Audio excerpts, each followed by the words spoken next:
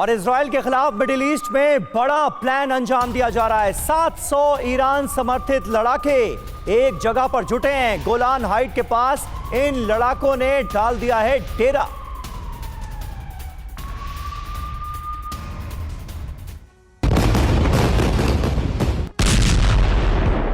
दमिश्क एयरपोर्ट पर हमला कर इजराइल ने साफ संकेत दे दिया है कि जो उसके जमीन पर हमला करेगा उसका अंजाम हमास के जैसा होगा। लेकिन उधर इजराइल के विरोधी देश भी एकजुट हो रहे हैं, इजराइल पर बड़े हमले की तैयारी कर रहे हैं। गोलान हाइट्स को इजरायली कब्जे से छुड़ाने की तैयारी में है।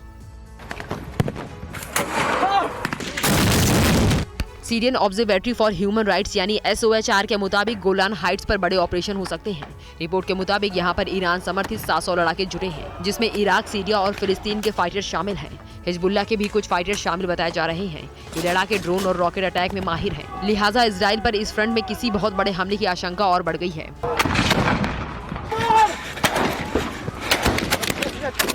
यानी इजराइल का संकट अभी टला नहीं है। गोलान हाइट्स के ठीक बगल के क्षेत्र और पश्चिमी डेरा ग्रामीण इलाकों के कुछ हिस्सों में बड़ी संख्या में तैयारी चल रही है।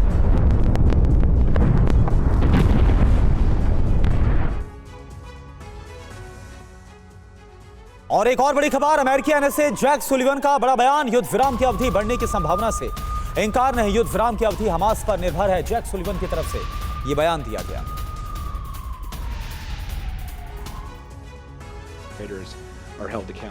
अमेरिका के राष्ट्रीय सुरक्षा सलाहकार जैक सुलिवन ने इस संभावना से इनकार नहीं किया कि इजराइल और हमास के बीच शुक्रवार से शुरू हुए 4 दिनों के अल्प विराम को बढ़ाया जा सकता है, लेकिन कहा कि ये निर्णय हमास पर निर्भर है। सुलिवन ने मीट द प्रेस से एक इंटरव्यू के दौरान ये बातें कही। उन्होंने कहा कि इजराइल ने बंधकों को छोड़े जाने के लिए युद्ध विराम को एक और दिन बढ़ाने का प्रस्ताव दिया है, लेकिन ये स्पष्ट नहीं है कि हमास इस तरह के विस्तार के लिए सहमत होगा या नहीं। क्या वो और 10 बंधकों को रिहा करने के लिए तैयार है? इसके बदले इजराइल ने 50 फिलिस्तीनी कैदियों को छोड़े जाने का प्रस्ताव रखा है।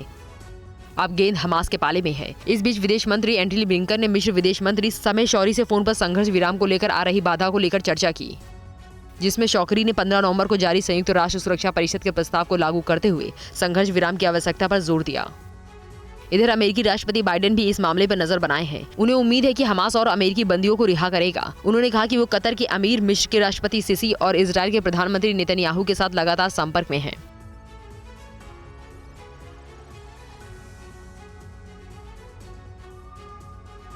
और इस बीच इजराइल की तरफ से एक बड़ा हमला अंजाम दिया गया है। सीधे दमिश्क के एयरपोर्ट को बनाया गया निशाना और यहां पर हवाई हमला किया गया। इजरायली वायुसेना ने दमिश्क के एयरपोर्ट पर दागी है ताबड़तोड़ मिसाइलें। हमले के बाद दमिश्क के एयरपोर्ट पर विमानों की आवाजाही पूरी तरह से बंद हो गई।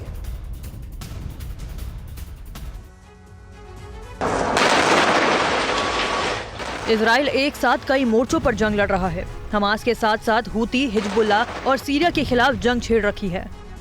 इजरायली एयरफोर्स ने सीरिया की राजधानी दमिश्क को हवाई हमला कर दहला दिया। इजरायली सेना ने दमिश्क एयरपोर्ट पर भीषण हवाई हमला किया। इजराइल ने बारूदी बौछार कर दमिश्क एयरपोर्ट को बर्बाद कर दिया।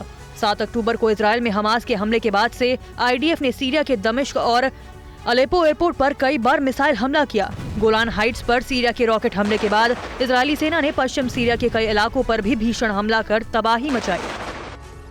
जिस दमिश्क एयरपोर्ट पर इजराइल ने हमला किया, उस पर कुछ दिन पहले अमेरिका ने हमला किया था। हमले के बाद दमिश्क एयरपोर्ट पर कुछ दिन पहले ही संचालन शुरू किया गया था, जिससे फिर इजराइल ने मिसाइल हमला कर तबाह कर दिया।